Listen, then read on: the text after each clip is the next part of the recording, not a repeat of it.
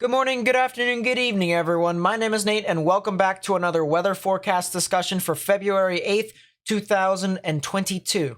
Now, the last time we uploaded a forecast discussion, we talked about how severe weather could come earlier than meteorological spring, which is March 1st, as well as the lead up to that event as to what could happen between now and then. And we do have some new information on whether or not those forecasts are true, but we also have some information to give you about the short-term forecasts as well. So let's dive right into the weather models here. This is the North American model, and if you want to keep up to date with the date and time, it is above me in Eastern Standard Time, so just keep in mind with that. We have a lot of snow that's currently surging on through portions of southern Quebec into portions of the Northeast, and that is expected to continue to maintain all the way throughout the majority of the afternoon into the evening and overnight hours, before in early morning hours of tomorrow is when this is expected to really move on through, especially towards portions of New Brunswick and Nova Scotia. Here's some of your expected snowfall totals throughout much of the area. You can see across the board there seems to be a general accumulation of 3 to 5 inches of snow, maybe even 1 to 3 once you get towards the outskirts of some of the blue areas. But about 3 to 5 inches of snow is anticipated towards central portions and even northern portions of Maine, heading in towards the western and central portions of New Brunswick, as well as you start to move off further towards the north and towards portions of extreme eastern Quebec. But then as this starts to move on through, you're going to see a bit of a pattern here to we're going to have a bunch of snowstorms that are going to come here from Canada, or at least the southern portions of Canada, and kind of clip portions of the Great Lakes heading off and towards southern Ontario, Quebec, and the Northeast. And these are what we like to call clippers, most of which are Alberta clippers, but you'll see how another system starts to form on through, move off towards portions of Thunder Bay as well as into the Great Lakes, and that'll just basically push on through for the majority of time there. Now, I want to make a point of interest here real quickly. You're going to see that this clipper is going to move on through, which, by the way, looks absolutely insane with how many bands are actually swirling into the center portion of the low pressure. It's actually going to form this one giant band out in front of this, and if you're near Sudbury, all the way down towards Windsor, Detroit, maybe off towards Toronto, Ottawa, Montreal, even as far to the east as Quebec City, you guys are going to be seeing a band that's going to roll on through your general vicinity. And if you guys, as I said, keep in touch with the date and time above me, that is when you guys could potentially see some very low visibility across some of those areas. So that could just definitely make travel very hazardous in some instances. And I'd rather you guys to just consider the following if you're moving on through, because this could create very, very hazardous travel, as I have mentioned. But even then, this clipper won't start moving on through until the morning hours of Thursday. So just something to keep in mind if you guys are over here towards portions of southern Ontario, southern Quebec, the Northeast. You guys know the drill for the most part, except for the fact that there is another clipper that's coming on through behind this. Yes, you heard me correctly. Another clipper that's going to move on through. Whoop-de-doo, yay, whatever you like to say. It's starting to move on through from Thursday into Friday, and it'll start to move on through portions of Saskatchewan and Manitoba by the early morning hours of Thursday. I don't think Regina's really going to get impacted by this a whole lot. Not even, maybe even Saskatoon probably won't be impacted by this. But Winnipeg, oh yeah, you guys are definitely getting some activity. Even portions of the upper Midwest, you guys can get some activity as this moves on through. And then you see the secondary band that starts to follow basically the low pressure system, or the clipper that's going to move on through. And this is where Saskatoon could probably see some stuff. Maybe even the portions of Regina, they could finally get a little bit of snow within that area. But otherwise, that's when this big clipper starts to move on through here into portions of the Great Lakes by the early morning hours of Friday. So the big areas here to watch for the most part would have to be the Twin Cities area, all the way down towards portions along the Mississippi River, and then even towards portions of Green Bay, Milwaukee, Chicago. You guys are probably going to get some snow in the early morning hours of Friday as this moves on through. And even portions of northern Indiana into portions of Michigan. Even in northwestern Ohio, you guys could get a lot of snow, as well as much of central to southeastern portions of Ontario heading into Quebec. You guys are more than likely going to get some snow from this, and then this is expected to move on through your general vicinity and eventually kind of wither out a little bit more. Maybe have some widespread showers of rain and or snow within the general vicinity, but it'll start to move on through as you get in towards Saturday. So some of the snow totals up until that point, including all the different clipper systems that are moving on through, At maximum, we see about 20 inches, and that's not even near where most of the Clipper systems is. It's actually over in British Columbia. So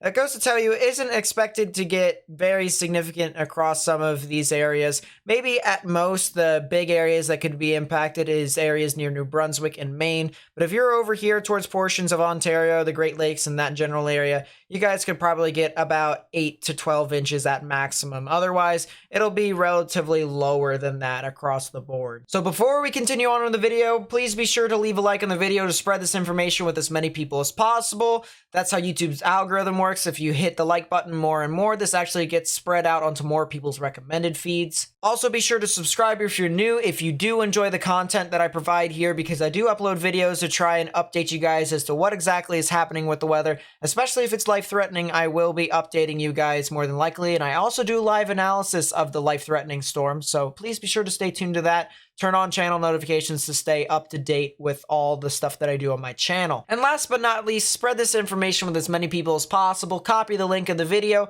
and please be sure to share it with friends and family and on social media like Facebook, Twitter, and Instagram. So with that being said, let's go ahead and take a look at what could be happening in the future here with two different models. On the left, we have the Euro, and then on the right, we have the GFS. And the reason why we want to take a look at both of these models is to try and get an idea as to what could happen and what couldn't happen. We're going to want to see if these models kind of agree for the most part. So we're going to start here on Saturday morning into Saturday afternoon. You can see how that Clipper system does move on through into the general vicinity of which we were talking about from Saturday into Sunday. So that is expected to move on through. And then there is another Clipper system that is expected to move on through towards the Great Lakes sometime around Valentine's Day along the 13th to the 14th. And we also have a new developing system right off of the coast of the United States. Now, the interesting thing here is that other models have actually said that there could potentially be snow associated with the northern edge of this. And you can actually see here that there could be potentially some snow for portions of South Carolina, North Carolina, as well as portions of Virginia. And so that's definitely something that I'm going to have to continue to watch out for and update you guys more frequently. Of course, the GFS also says that there could potentially be snow across areas of the mid-Atlantic sometime earlier than that, more than likely this Sunday into this Monday. So that would be the 13th through the 14th. So definitely something to watch out for that area. Some dusting of snow is definitely possible across that general vicinity. But then as that Clipper system does move on through towards portions of the Northeast, you guys will get some general snow. And then this is when things start to get really interesting. The consistency of these models are starting to uptrend, especially with the day in question that we were actually talking about, or at least the time period in question, and we now are starting to have a date and time to associate with it. What happens here is we have a low pressure system that forms across portions of Manitoba and Ontario, and this is going to create an elongated boundary that kind of lags behind, as well as another low pressure system across portions of New Mexico, Texas, and Oklahoma. And this is going to push on through and create a lot of severe weather for the general area, as well as some snow for portions north of that. So the time period that I am anticipating is sometime from the 15th to when the portions of the Central Plains could get into the action, the 16th to which some portions near the Ozarks and even, the extreme eastern portions of the Central Plains could get some severe weather as well. And then the 17th, this is when things really start to become elongated. Somewhere here in the deep south, you guys could potentially get some severe weather here as well. The 17th is probably the day that I'm watching out for the most based off of how the models have been portraying this event. And you guys can also see here, according to the GFS, there could potentially be some significant snow, sleet, and ice on the northern edge of this as well. So this could be a multi-stage event to where you could have severe weather in the south and extreme winter weather in the north. So definitely something to watch out for as this plays on through and towards the latter stages of next week. So what happens here? Well, let's take a look at the 500 millibar wind shear to try and determine as to what could specifically happen here with our general flow of the atmosphere. Now, 500 millibars is about 6 kilometers above ground level, so we are in the upper levels of the atmosphere. And we can see how the wind shear is actually kind of pretty amplified for the most part with what's going on right now. As we transition over towards portions of Wednesday into Thursday, you can see our low pressure system with our big dip in the jet stream. Typically, whenever you see a big dip in the jet stream like this, you also have a low pressure system associated with it. And then towards the west, you can see we have a little bit of a ridge building here, with a high pressure system just off of the coast of the United States, the western coast of the United States, and that will eventually shift further and further eastward. Watch how the Clippers continue to move on through towards portions of the Great Lakes, and now that high pressure system continues to shift further and further east. As this does so, this allows low pressure systems to now be able to dig through portions of the Sierras and then even eject through portions of the central United States. And well, look at what happens here. We have a low pressure system that begins to deepen. It starts to dip down further in towards portions of Arizona, New Mexico, as well as Colorado. And then once it starts to eject on through, well, you can see how significant the wind shear is over for the GFS. But the Euro, I mean, it still has significant wind shear. It's just not as significant as the GFS, but still a big time dip in the jet stream results into some significant wind shear throughout much of the area. And because we have some very strong wind shear within that general vicinity, as well as some very rich moisture across portions of the Gulf of Mexico, we can anticipate that moisture to begin to rise further and further north and contribute to the potential severe weather threat across much of the area. And if we go a little bit lower into the atmosphere at the 850 millibar level, which is about 1 kilometer above ground level, you can actually see our low-level jet here. This is what allows moisture to move into specific directions. And we're going to want to pay attention to our low pressure system that is starting to form across portions of southern Canada. And as this moves on through, you can see the wind shear really start to ramp up across portions of the Central Plains. And what this is going to do is eventually this is going to move so far east that there's going to be some significant wind shear over the Gulf of Mexico that can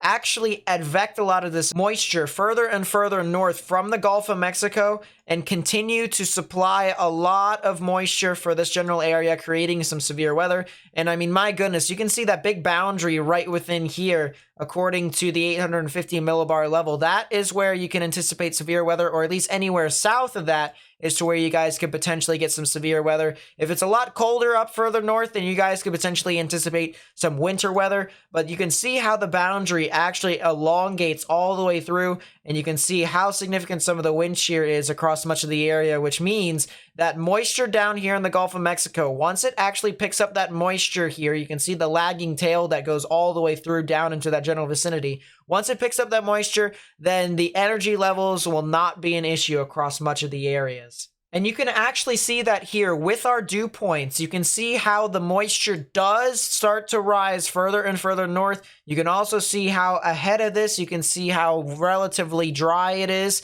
And as this continues to materialize more and more, you can see those 60 to 70 degree dew points start to rise. And this is where you guys could see some severe weather. Anywhere within these yellows or oranges is where I am anticipating some potential severe weather. And the interesting thing about this is that the GFS actually rematerializes as low pressure system and creates a little bit of a triple point. You have your cold front down towards the back, your warm front towards the front. So anywhere right within the corner of that triple point, which is basically in that corner of the two boundaries, is where you guys could probably anticipate where the tornadoes are more commonly at. And so I'm not saying that this is definitely the case. This is definitely going to happen, because you can take a look at the Euro on the left-hand side and see how flat as an ironing board it is. And I mean, it's just one of those things where we still have uncertainties as to how the low pressure system or how the severe weather threat is going to materialize. But we did know that something could potentially happen because that high pressure system did move off further and further east. Now, I want to show you guys something here with the instantaneous flash rate, which basically takes a look at how many lightning strikes are actually possible within a 6-hour time period. And you can see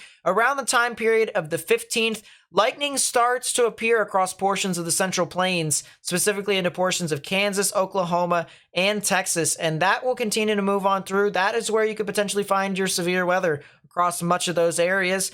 That is not expected to change as that continues to move on through from Wednesday into Thursday. You can see how large the lightning strike plume actually is. And look at that.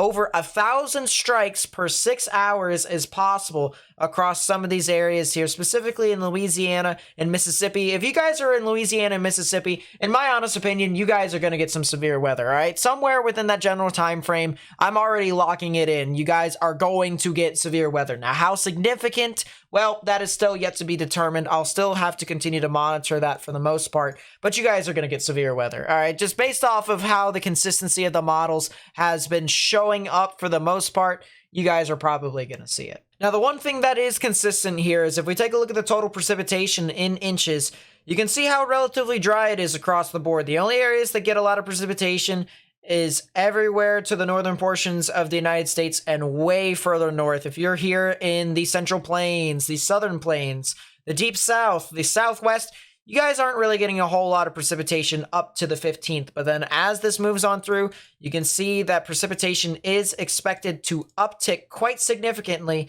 and you guys could potentially see a lot of precipitation across the board, whether that is winter precipitation or severe weather precipitation.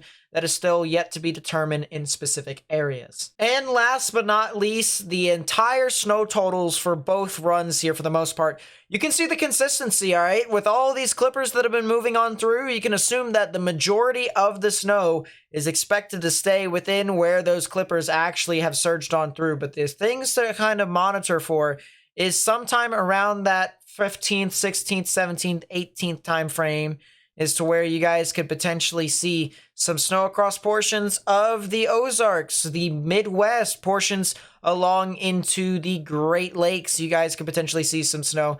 So we're just going to have to continue to watch out for how this continues to unfold, and I will keep you guys up to date on this channel. So I apologize if this video was discombobulated, whether it was just the presentation or just the way I speak.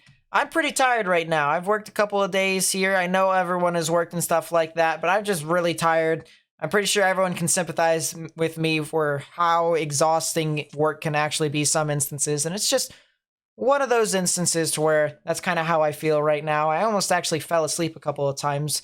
If you can ask Morgan, he probably would tell you, yeah, he probably would have fallen asleep if he didn't wake me up. So just something to watch out for, and I appreciate everyone for staying with me for as long as you guys have for this video. So thank you guys so much for watching. If you did enjoy the video, please be sure to leave a like, subscribe if you're new, turn on notifications, share this with friends and family and on social media. Also follow me on social media. Link will be in the description down below. Now our give it to me straight question of the day, and this one's a little interesting.